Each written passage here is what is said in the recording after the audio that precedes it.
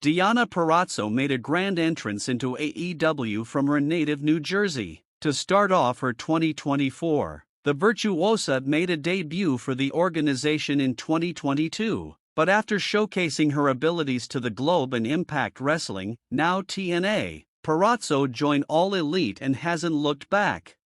Not only was AEW trying to sign Purrazzo to a contract, but Purrazzo's former employer, WWE, was also in negotiations with her around the time of her 2020 release. But Purrazzo gave Stephanie Chase an explanation of why she went with AEW rather than WWE. In the end, I thought that before I entered NXT for the first time, I should have been all in, achieving amazing things, and returning to Japan, and I gave up all of that to enter NXT, and it didn't work out, though I was still upset about it. I could now look back and acknowledge that I had gained a lot of self-awareness. However, I thought that there wasn't enough trust there for me to waste this fantastic chance that I knew AEW offered. Therefore, I was reluctant to return to a place where I knew how I had been handled. I wanted to avoid that at all costs. Purrazzo concluded by stating that she probably would have had the opportunity to be an original part of the AEW roster when the company started a year later if she had not initially signed with WWE in 2018. She chose AEW over WWE for this reason as well. She had already missed one chance and was determined not to let it happen again. Temporary guest star Roman Reigns was also featured on the August 16 broadcast of SmackDown. Why, after defeating Tama Tonga and Solo Sikoa, Jacob Fatu reunited with Azula Fala, and Jimmy USO was unable to prevent it from happening to Roman Reigns. Roman had an easier assignment this week because Tonga Loa wasn't present. It was simply a 2-on-1 battle, which he won and recovered the Ula Fala. However, the reunion was short-lived as Jacob Fatu returned to defeat Roman Reigns in full and reinstall the Ula Fala on Solo Sikoa. Throughout the section, Jacob continued to wear his walking boot, which probably indicates that he is still recuperating. However, Jacob had no trouble at all taking out Roman even standing on one leg. For a few weeks now, we've been discussing how Jacob has been Solo's saving grace. This week, the trend is reinforced when Jacob comes through for the team against their greatest obstacle to date, Roman Reigns. Many viewers were disappointed with the way the story ended since they had hoped Jimmy would go back there to assist Roman. And that moment will still come. But you shouldn't just jump through the entire narrative at once, much as Tiffany and Nia were just discussing. Thus far, the Roman Reigns and Bloodline story is moving along at a good clip. After his comeback, Roman had the upper hand for 2 weeks in a row. However, because of Jacob Fatu, the balance is now shifting back in favor of Solo. Therefore, it's good that there is a back-and-forth interchange of minor victories and defeats on both sides.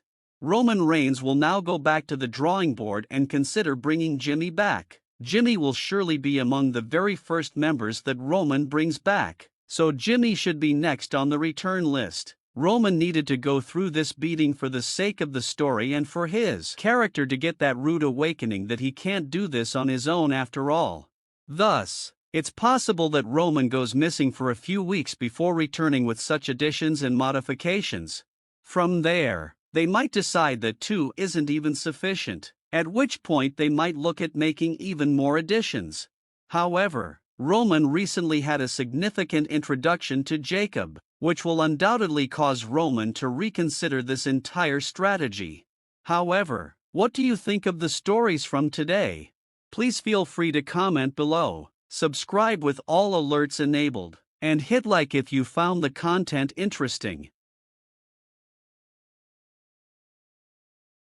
In the Tiffany Stratton and Nia Jax plot, which employs a traditional narrative that has been often used in recent years. And that's the story of 2 good friends who say nothing can separate them from one another despite their seeming suspicion of one another and willingness to allow a title or other obstacle stand in the way of their connection. The best storyline example that I can think of that utilized this framework was Sasha Banks vs. Bayley in 2020. Finn Balor and Damian Priest are even using some of it at the moment. Due to the circumstances around them, pairs of celebrities who were very close to one another ultimately split apart in an awful manner in both of those cases. In the case of Bayley and Sasha, Bayley essentially betrayed Sasha because she was paranoid that Sasha would turn on her and take her title. As a result, Bayley took the initiative to defend her title reign, but ultimately destroyed their friendship on screen. And in the case of Finn Balor and Damian, that disintegrated due to jealousy interfering with their brotherhood and the world title. Thus, it is reasonable to assume that Tiffany Stratton and Nia Jax's narrative will follow a similar course to those rare instances. But the rate at which this plot seems to be developing was actually rather startling.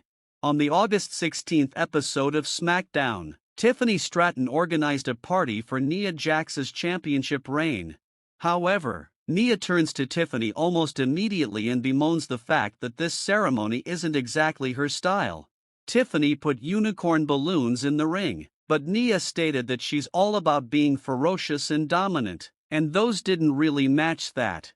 This was an intriguing statement from Nia Jax since it would imply that Tiffany and Nia's personas aren't actually as close as they seem to be. Tiffany's party theming perhaps would have been more appropriate if she and Nia had a closer relationship. Therefore, Nia's expression of dissatisfaction there indicates that she and Tiffany aren't quite in agreement. However, what has supporters feeling a little conflicted is the next section. Nia turns to Tiffany immediately and demands that she bow down. Tiffany hesitated and tried to come up with a reason to have someone else bow down first and finish their musical performance before she did. However, that celebration is cut short by Mia Yim, so Tiffany essentially got out of that part without having to bow down. As a result, they created a tense and disconnected moment there due to both the wrong party's theming and Tiffany's reluctance to bow down to Nia. However, the segment's bowing down part has fans divided since it feels a little too hurried. Only a few weeks have passed since Nia won the title, and Tiffany has already shown her worth by helping her win it with a fictitious cash-in at SummerSlam. It does seem a little strange and out of place for Nia to be so suspicious and to want further recognition so quickly after Tiffany just assisted her. It just seems like it's too soon for a situation like that. It would be as though in the first week of Sami Zayn's involvement in the Bloodline story, Roman Reigns gave him a hard time by recognizing him straight away. It probably wouldn't have had the same impact if they had done it that way because there wasn't enough time to fully develop the plot or establish any kind of link.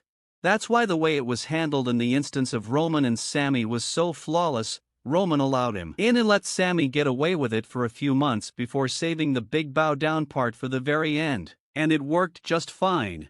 That's the reason the Nia Jax bow down command seems so arbitrary and out of place. Nothing in the tale has actually happened to warrant that particular moment. Tiffany organized the party and assisted Nia in winning the title. She hasn't cashed in and has so far maintained her word. Therefore, having that moment at such an early stage didn't really make sense.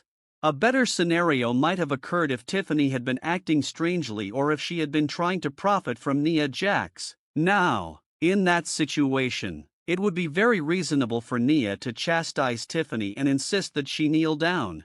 However, the events of August 16th felt a little out of character for Tiffany, who hasn't done anything particularly suspect recently. Why would Nia respond that way to someone she calls her best friend? That, then, was the primary problem. It appears premature, even though you can see what they were aiming for. Take a look at the instances we previously discussed. Both the Sasha against Bayley and the Damian vs. Finn matches had excellent slow burning and build-up. The idea of having a champion whose right hand also holds the Money in the Bank contract is a nice one, and the scenario involving Nia and Tiffany is exciting. But there needs to be a little more substance before Nia just walks up to Tiffany like that. Nia should eventually turn around and demand that Tiffany Stratton bend down once more, so perhaps they will back off from the problem for the time being and give it a few weeks. It will be interesting to watch how she manages to extricate herself out of that scenario a second time.